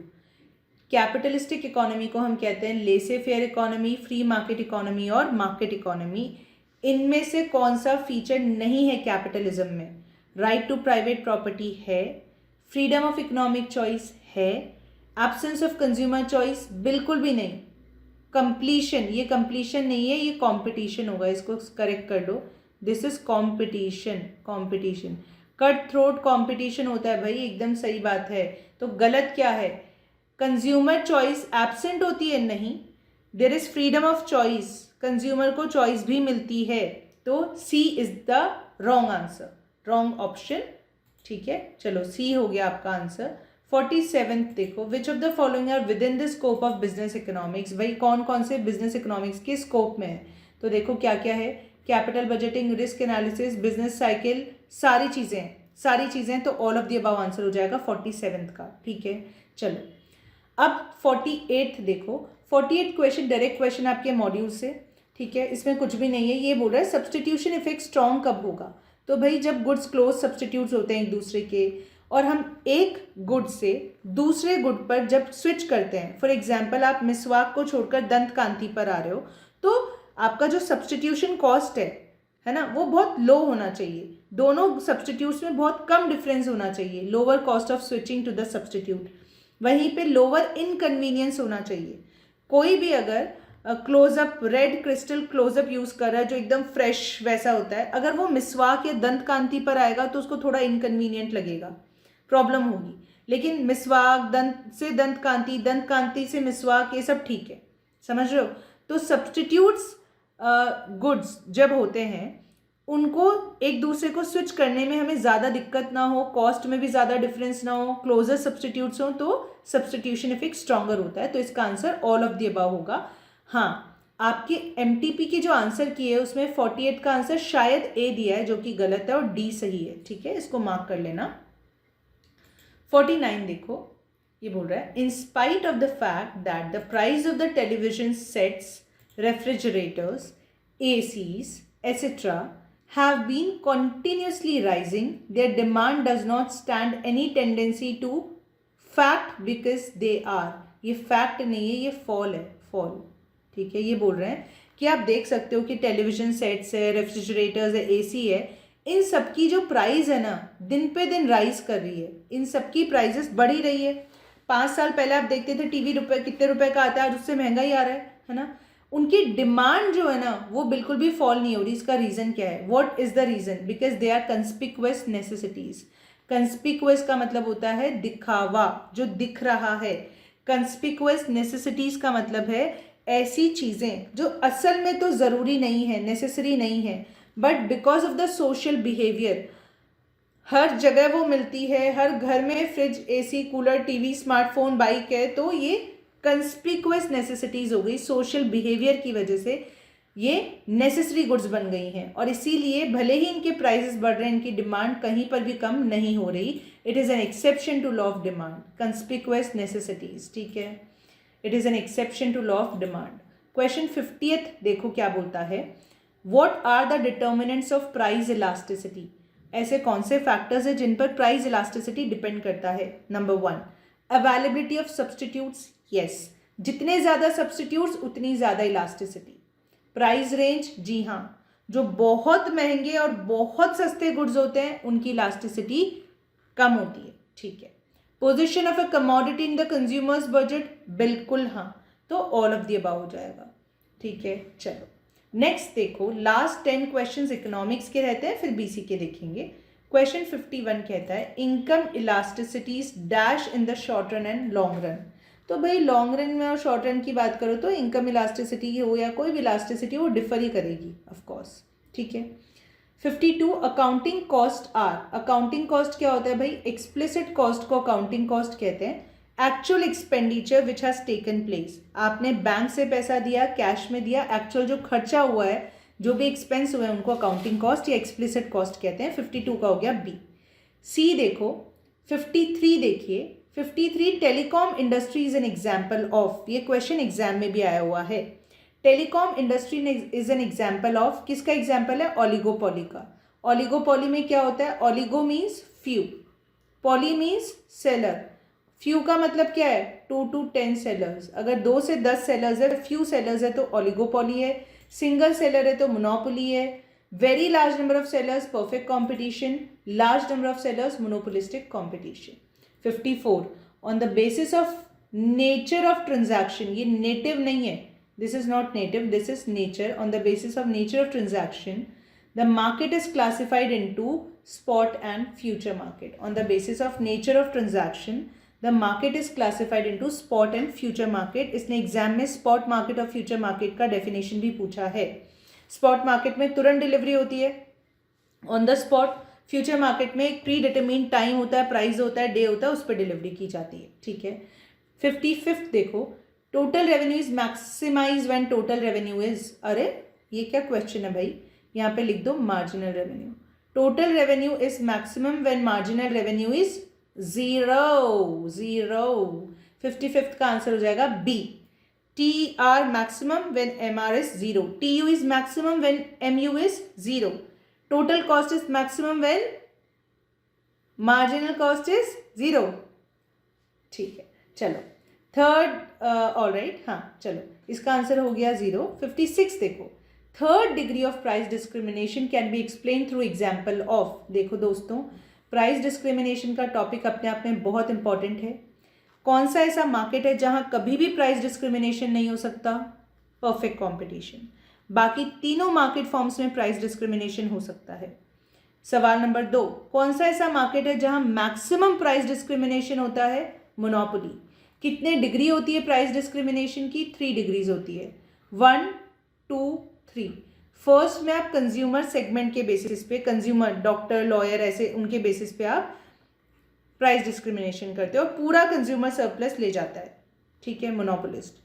दूसरे में क्या करते हो आप? क्वांटिटी के बेसिस पे, कंजिक्यूटिव परचेजेस के बेसिस पे करते हो, होलसेल, रिटेल.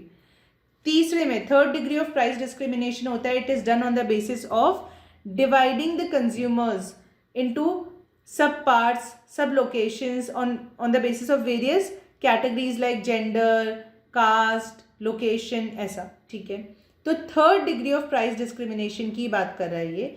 आपके मॉड्यूल में साफ लिखा हुआ है ये तीनों, dumping, charging different prices for domestic and commercial use and lower price in rationing for senior citizen, ये सब third degree of price discrimination के एग्जाम्पल है. तो ऑल ऑफ द अबव आ जाएगा. ठीक है. 57th देखो, management of the firm has dash control over macro economic factors. भाई फर्म की जो मैनेजमेंट होती है उसका डैश कंट्रोल है मैक्रो इकोनॉमिक फैक्टर्स पे. कोई कंट्रोल नहीं है. मैक्रो एक्सटर्नल फैक्टर्स होते हैं ना, अनकंट्रोलेबल फैक्टर्स. एक्सटर्नल फैक्टर्स पे क्या कंट्रोल होगा? कोई कंट्रोल नहीं होता भाई. ठीक है. 58 देखो, related goods are of dash types. अभी मैंने आपको बताया था रिलेटेड गुड्स 2 टाइप के होते हैं, सब्सटीट्यूट और कंपीटिंग गुड्स, और दूसरा होता है कॉम्प्लीमेंट्री गुड्स. तो they are of 2 types related goods. ठीक है जी. 58 का आंसर हो गया ए. अब 59th देखो, इधर थोड़ा सा मुझे लगता है हल्का सा करेक्शन होना चाहिए. Elasticity of supply at any point on A given supply curve.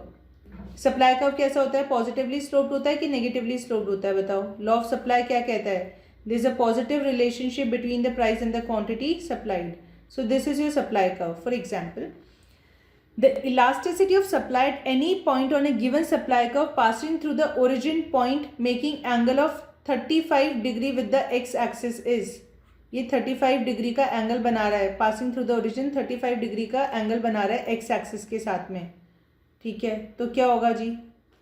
35 degree का एंगल बना रहा है. It is equal to 1. Origin से पास हो रहा है, ओरिजिन से पास हो रहा है, तो इट इज़ इक्वल टू 1. और अगर मान लीजिए ये ऐसा होता, ये ऐसा होता सप्लाई कर्व, तो elasticity would have been less than 1. और अगर ये ऐसा होता तो elasticity would have been more than 1. अगर ये आपका सप्लाई कर्व जो है पॉजिटिवली स्लोप का मतलब क्या समझते हो? ऐसे. ठीक है, ये बढ़ेगा तो ये भी बढ़ेगा, ये कम होगा तो ये भी कम होगा. और नेगेटिवली स्लोप क्या होता है हमारा? ये होता है डिमांड कर्व, नेगेटिवली स्लोप. ठीक है, तो ये कह रहा है यहाँ पर कि भाई एक सप्लाई कर्व है जहाँ पर ओरिजिन से जो पास हो रहा है 35 डिग्री का एंगल बना रहा है ये एक्स एक्सिस के साथ में. तो कितना हो गया? It is equal to 1.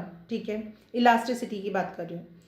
अब 60th देखो, 60th में क्या है? The last question from economics, traditional approach of law of demand was propounded by. Law of demand किसने दिया जी? अल्फ्रेड मार्शल ने दिया है. Traditional approach is given by Alfred Marshall. ठीक है, तो इस तरीके से हमने इकोनॉमिक्स के साथ क्वेश्चन 60 क्वेश्चंस पूरे कर लिए.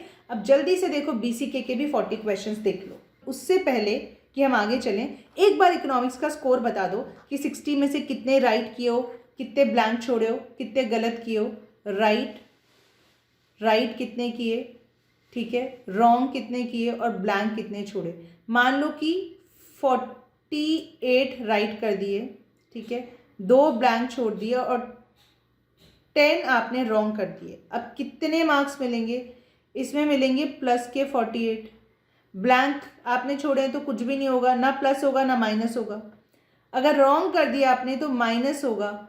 एक क्वेश्चन रॉन्ग करते हो तो 1/4 नंबर कटता है। 10 क्वेश्चन रॉन्ग किए हैं तो आपका 2.5 मार्क्स कटेगा, ठीक है। तो आपका स्कोर कितना हो जाएगा जी, 48 में से 2.5 को काट दो, 45.5 आउट ऑफ 60, ये आएगा स्कोर, ठीक है।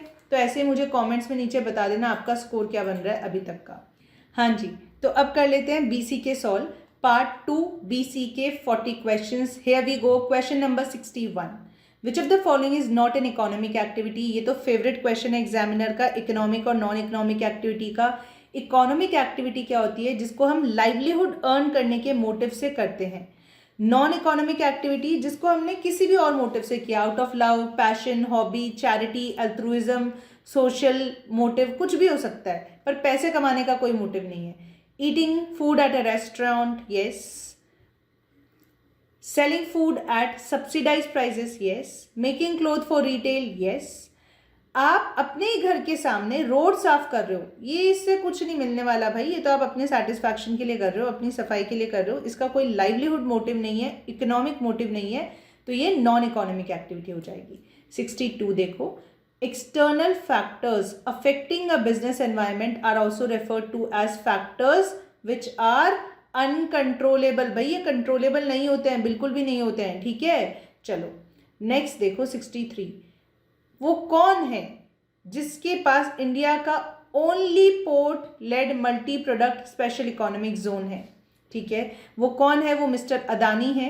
अदानी ग्रुप ऑफ इंडस्ट्रीज हैं जो कि ओन करते हैं India's only port led multi product SEZ, और इस पोर्ट का नाम क्या है, मुंद्रा पोर्ट एप्सेज, मतलब Adani port special economic zone is the owner of the Mundra port, ठीक है। नेक्स्ट देखो 64, ब्लैक रॉक जो है उन्होंने $30 मिलियन पोर्टफोलियो इन्वेस्टर की तरह इंडियन स्टॉक मार्केट में लगाए। यूएस में किसी ने बहुत मोटा पैसा पोर्टफोलियो इन्वेस्टर की तरह स्टॉक मार्केट में लगाया। It is a clear cut case of FII, foreign institutional investment, ठीक है जी, यही है। कैसे, ये क्लियर कट केस है FII का। फॉरेन इंस्टीट्यूशनल इन्वेस्टर्स कौन होते हैं, these are the groups of companies organisations which are existing outside, and ये एक पर्टिकुलर देश में, कोई भी देश में इन्वेस्ट करते हैं, स्टॉक मार्केट में इन्वेस्ट करते हैं, ठीक है जी। तो चलो ये हो गया। 65 देखो, self help groups are majorly helped by small banks and many other financial supporting institutions. Which of the following is a major contributor to their success. मतलब सेल्फ हेल्प ग्रुप्स की सबसे ज़्यादा मदद कौन करता है इनमें से, तो हम जानते हैं नबार्ड ही करता है भाई, और तो कौन ही करता है, ठीक है, नबार्ड करता है। नेक्स्ट देखो question 66, the statistical measure of change in price on a stock exchange is. The statistical measure of change in price on a stock exchange is known as index. Index ही तो बोलते हो, जो भी स्टॉक एक्सचेंज में prices change होती है उसको, स्टैटिस्टिकल मेजर को हम इंडेक्स कहते हैं, ठीक है। चलो 67 देखो, trading implies buying for the purpose of selling. भाई ट्रेडिंग का मतलब ही क्या है, हम खरीदते हैं बेचते हैं। We are buying so that we can cell.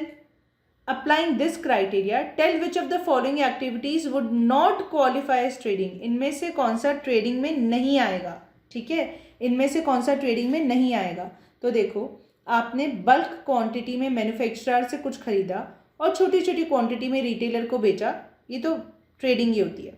Buying from the wholesaler और कंज्यूमर को बेचा, ये भी ट्रेडिंग ही होती है। Buying from the retailer for self consumption, भाई सेल्फ कंजम्पशन के लिए, खुद के लिए खरीद रहे हो तो ट्रेडिंग नहीं हो सकती, इट इज़ रॉन्ग, तो सी हो जाएगा इसका आंसर, ठीक है। नेक्स्ट देखो क्वेश्चन 68 क्या कहता है, पेस्टल एनालिसिस। पेस्टल एनालिसिस में ई किस पे के लिए स्टैंड करता है? What does E stand for? देखो, पी होता है पॉलिटिकल, ई होता है economic, S social, T technological, L is legal and E is environment. तो इकोनॉमी और एनवायरमेंट के लिए 2 ई स्टैंड करते हैं, ठीक है। चलो 69th देखो, power system operation corporation limited POSOCO is a subsidiary of. ये 100% fully owned government of India की सब्सिडियरी है। और कौन इसको ओन करता है? Power grid corporation of India limited. Power grid corporation of India limited is the owner of POSOCO, ठीक है।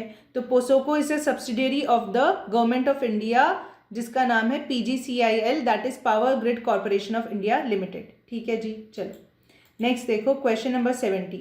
UK government gave the business an option to pay either more taxes, या तो ज़्यादा टैक्सेस पे कर दो। यूके गवर्नमेंट ने बोला, बिजनेसेस को बोला कि या तो तुम ज़्यादा टैक्सेस पे करो भाई, या फिर तुम सब्सिडीज़ पे अपना अधिकार छोड़ दो। या तो ज़्यादा टैक्स पे करो या सब्सिडीज़ छोड़ दो। तो ये किस काइंड की पॉलिसी है, किस टाइप की पब्लिक पॉलिसी है? ये 4 टाइप्स की पब्लिक पॉलिसीज़ होती है ये। सबसे पहला होता है प्रोटेक्टिव। देखो, प्रोटेक्टिव में क्या होता है? हम किसी की देखभाल करते हैं, प्रोटेक्शन देते हैं, वी प्रोवाइड प्रोटेक्शन, ठीक है। फॉर एग्जाम्पल, जैसे विमेन एंटरप्रेन्योर्स के लिए हमने कोई स्पेशल पॉलिसी बना दी उनको प्रोटेक्ट करने के लिए, ठीक है। चलो फिर सेकेंड होता है हमारे यहाँ पर क्या होता है? फैसिलिटेटिव, मतलब we help businesses to grow, we facilitate something, facility दी जाती है कुछ करने की, ठीक है। थर्ड होता है रेगुलेटरी। तो ये रेगुलेटरी पॉलिसी का ही एग्जाम्पल है। ये क्या बोल रहा है? बिजनेस को बोल रहा है कि या तो आप ज़्यादा टैक्सेस पे कर दो या सब्सिडीज़ को कम कर दो, ठीक है। तो ये रेगुलेटरी पॉलिसी है। रेगुलेटरी पॉलिसी में आप क्या करते हो? आपका एम क्या होता है? एक आप ऑर्गेनाइजेशन बना देते हो, एक इंस्टीट्यूशन बना देते हो जो कि हर तरीके से चीज़ों को देखता है, गवर्न करता है प्रॉपरली, ठीक है, रूल सेट करता है। तो that is for better regulation, ठीक है। चलो, और एक होता है रेस्ट्रिक्टिव ट्रेड पॉलिसी। रेस्ट्रिक्टिव मतलब क्या होता है कि अगर कोई भी बिजनेस फालतू में ग्रो कर रहा है या एक मोनोपोली बनने की कगार पे है या बहुत हार्मफुल हो सकता है सोसाइटी के लिए, तो उस पर रेस्ट्रिक्शंस लगाए जाते हैं किसी तरीके के, तो उसे कहते हैं हम रेस्ट्रिक्टिव ट्रेड पॉलिसी। जैसे MRTP एक्ट था, monopolies and restrictive trade practices act, ठीक है। तो वो रेस्ट्रिक्टिव ट्रेड पॉलिसी का एक एग्जाम्पल है। ऐसे ही एक बार क्वेश्चन आया था एग्जाम में कि दिल्ली की गवर्नमेंट ने क्या किया? क्रैकर्स चलाने पर बैन कर दिया ड्यूरिंग 2 months, ठीक है। क्रैकर्स चलाने पर बैन कर दिया, तो आप रेस्ट्रिक्ट कर रहे हो ना किसी को कुछ करने से। तो what you are doing? You are using the restrictive public policy type, ठीक है। तो ये चारों इंपॉर्टेंट है। हमेशा एक क्वेश्चन, पक्का एक क्वेश्चन तो आप एग्जाम में इनसे एक्सपेक्ट कर ही कर सकते हो, ठीक है जी। चलो 78 हो गया। 71 देखो, which of the following is governments initiative for furthering and facilitating businesses in India. भाई गवर्नमेंट ने कौन सा इनिशिएटिव इनमें से लिया है बिजनेस को प्रमोट करने के लिए इंडिया में? मेक इन इंडिया लिया है जी, ठीक है। चलो नेक्स्ट देखो, a stock market where number of transactions are very low. बहुत कम नंबर ऑफ ट्रांजैक्शंस होते हैं, बिड और ऑफर्स बहुत कम होते हैं और वोलेटिलिटी इसलिए बहुत ज़्यादा हाई हो जाती है। ऐसे स्टॉक मार्केट को हम थिन मार्केट कहते हैं, ठीक है। नेक्स्ट देखो, क्वेश्चन नंबर 73 क्या बोल रहा है? Which of the following is not true about LLP। भाई कौन सा इनमें से गलत है LLP के लिए, सही नहीं है, ये बताना है हमें। नॉट ट्रू, ठीक है। सेपरेट लीगल एंटिटी तो बिल्कुल होती है। इनकॉर्पोरेशन नॉट मैंडेटरी, गलत है। Incorporation is mandatory for LLP। Partnership form में रजिस्ट्रेशन होना या ना होना ज़रूरी नहीं है। नॉर्मल जो ट्रेडिशनल पार्टनरशिप होती है उसका रजिस्ट्रेशन होना या नहीं होना ज़रूरी नहीं है। LLP का इनकॉर्पोरेशन ज़रूरी है। डेजिग्नेटेड पार्टनर्स होने चाहिए। Hybrid form of business organisation है, बिल्कुल सही। तो B is the right answer. 74 देखो, which of the following is not a characteristic of least resistance strategic response, ठीक है। अब देखिए, जो स्ट्रैटेजिक रिस्पॉन्सेज की अगर हम बात करें तो हमने देखा एक तो इंटरनल होते हैं और एक एक्सटर्नल और होलिस्टिक होते हैं। इंटरनल में क्या आता है? कॉम्पिटिटिव, कोऑपरेटिव और एडमिनिस्ट्रेटिव। एक्सटर्नल में क्या आता है? Proceed with caution, least resistance और डायनेमिक, ठीक है जी। तो ये लीस्ट रेजिस्टेंस स्ट्रैटेजिक रिस्पॉन्स की बात कर रहा है। इनमें से नीचे में दिए हुए में से कौन सा इसका फीचर नहीं है? तो डायनेमिक तो फीचर कैसे हो सकता है? वो तो डायनेमिक का होता है वैसे भी। ये PWC है, ये लीस्ट रेजिस्टेंस है, ये डायनेमिक है। लीस्ट रेजिस्टेंस के फीचर्स पूछ रहा है, तो लीस्ट रेजिस्टेंस में देखो पैसिव अप्रोच, बिल्कुल ये क्या होते हैं, ये बिल्कुल पैसिव अप्रोच रखते हैं, सिंपल गोल मेंटेनिंग यूनिट्स होते हैं, बिल्कुल भी एम्बिशियस नहीं होते, they are not at all ambitious, ठीक है। तो भाई आंसर क्या हो जाएगा इसका, they are not at all ambitious.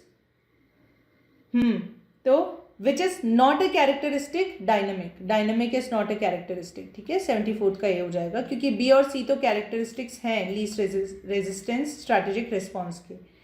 75 देखो, एप्पल वॉज फाउंडेड बाय, भाई किसने फाउंड किया एप्पल को, इन तीनों ने मिलके, Steve Jobs, Steve Wozniak and Ronald Wayne, तो all of the above answer हो जाएगा। इसको भी थोड़ा ध्यान रख लेना, एप्पल, आप बस स्टीव जॉब्स का नाम लिखकर मत आ जाना। चलो 76 देखो, अभी हमने देखा था public policies are classified as, 4 तरीके की होती है, regulatory, facilitative, restrictive and protective, ठीक है।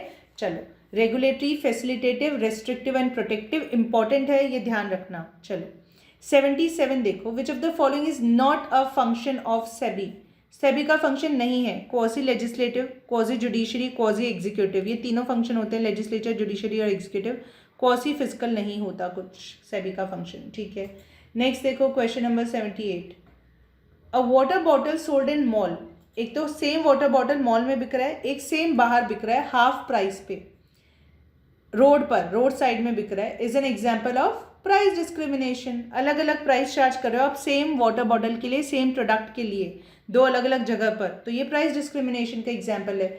79 देखो, which of the following statements can not be associated with business, भाई एक एक स्टेटमेंट पढ़ लो। Revenue and profits are core to every business, yes.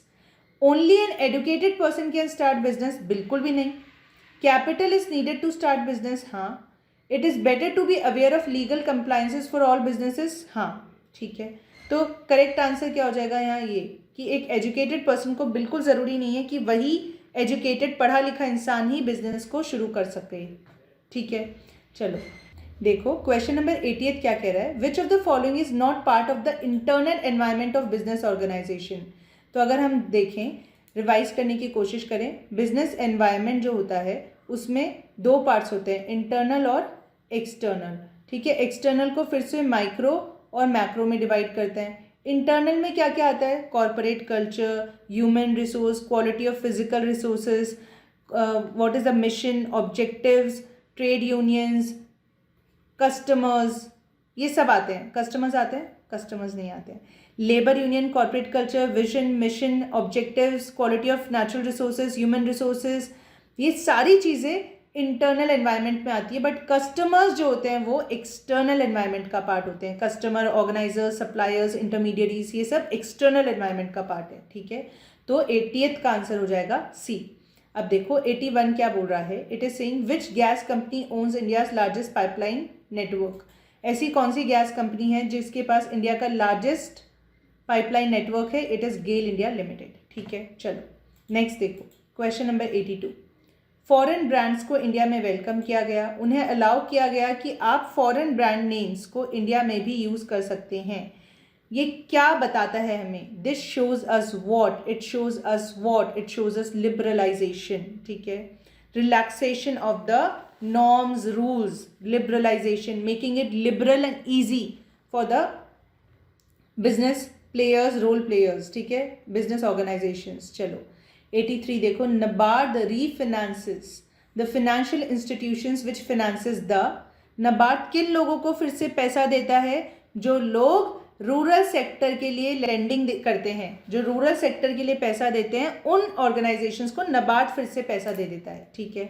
चलो 84 देखो, dash is the measure of return on investment in terms of percentage yield, yield ही होती है return on investment in terms of percentage, अपन बोलते हैं ना कितना यील्ड मिलेगा, मतलब कितना % रिटर्न ऑन इन्वेस्टमेंट मिलेगा, ठीक है। चलो 85 is members of a HUF are called, हमें पता है को पार्टनर्स बोलते हैं, मेंबर्स जो होते हैं HUF के उनको को पार्टनर्स बोलते हैं, ठीक है। 86 देखो, which of the following statement is true, भाई इनमें से कौन सा सही है, consumer and customer are always the same person, बिल्कुल गलत है ये तो। Customer may not be the consumer, बिल्कुल सही बात है, कोई ज़रूरी नहीं है कस्टमर और कंज्यूमर सेम हो, यही बात बिल्कुल सही है और यही आंसर भी है, ठीक है। Environmental studies the optional for any business, नहीं ज़रूरी है, इट इज़ कंपल्सरी, आपको पढ़ना ही चाहिए, पढ़ना ही पड़ता है। Micro environment is part of internal environment, गलत है।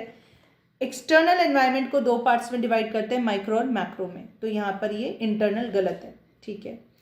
87 देखो, to empower every business and every organisation on the planet to achieve more is the mission of which company, it is the mission of which company, it is the mission of Microsoft, Microsoft का mission है भाई ये, ठीक है। Next देखो question 88, GST is a form of, GST goods and services tax किसका form है भाई, it is a form of policy reform. Simple simple question है बीसीके में, बहुत सिंपल सिंपल क्वेश्चन है, आराम से क्रैक हो जाएंगे आपसे। इनमें से कौन सा सेबी का काम नहीं है, सेबी किनको नहीं देखता, नहीं सर्व करता भाई, हम जानते हैं इन्वेस्टर्स, इंटरमीडियरीज और इशूइंग कंपनीज को देखता है, गवर्निंग ऑर्गेनाइजेशंस को सेबी केटर नहीं करता, डज नॉट केटर टू, ठीक है।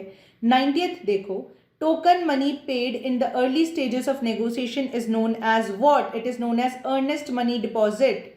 91 देखो, the structure in which there is separation of ownership and management is called as company form of business, company form of business, ठीक है जी। चलो नेक्स्ट देखो 92, which of the following is not an example of socio-cultural environment, which of the following is not an example of socio-cultural environment, role of women भी है, family structure भी है, education level भी है, राइजिंग इनकम नहीं है। ये आपको स्ट्रेट फॉरवर्ड आंसर्स हैं, याद करना होगा, फैक्चुअल क्वेश्चंस हैं, ठीक है। 93, which of the following is founded by two Danish engineers taking refuge in India, पहले भी 2-3 बार ये क्वेश्चन आया हुआ है, लार्सन एंड टूरबो is the answer. 94th, policy formulation process is, again ये क्वेश्चन कई बार आ गया, बाई डायरेक्शनल है, ठीक है। चलो 95th देखो, free and fair competition ensures all except, देखो कॉम्पिटिशन कमीशन ऑफ इंडिया को बनाया गया ताकि फ्री एंड फेयर कॉम्पिटिशन हो सके। फ्री एंड फेयर कॉम्पिटिशन होने की वजह से क्या क्या होता है, लगार्ड्स को पनिशमेंट मिलता है, जी हाँ, एफिशिएंसी बढ़ती है, इनोवेशन एनकरेज होता है, बट क्या नहीं होता, boost the fix choice preference of customers, नहीं, फिक्स चॉइस प्रेफरेंस को बूस्ट नहीं करता, ये चॉइस को बूस्ट करता है, फिक्स्ड चॉइस को नहीं, ठीक है। नेक्स्ट देखो question 96, security whose price is derived from another underlying asset is called what, it is called as derivative, ये भी इंपॉर्टेंट है, 2-3 बार एग्जाम में पहले भी आ चुका है, ध्यान रखना।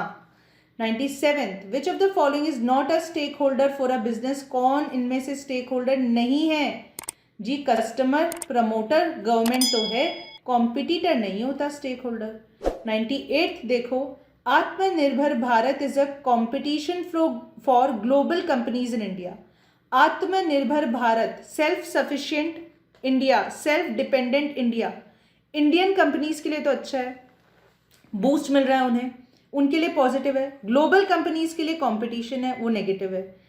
ये जो लाइन है आत्मनिर्भर भारत जो प्रोग्राम है, ये कौन से फीचर को दर्शाता है बिजनेस एनवायरनमेंट के, we know there are many features, जैसे it is multi faceted, far reaching impact, right, complex, dynamic, तो एक के लिए पॉजिटिव है, एक के लिए नेगेटिव, इंडियन कंपनीज के लिए अच्छा है, बाहर की कंपनीज के लिए गलत है, थ्रेट है, तो it is multi faceted. Multi faceted का मतलब यही होता है, किसी के लिए एक अपॉर्चुनिटी, किसी के लिए एक थ्रेट।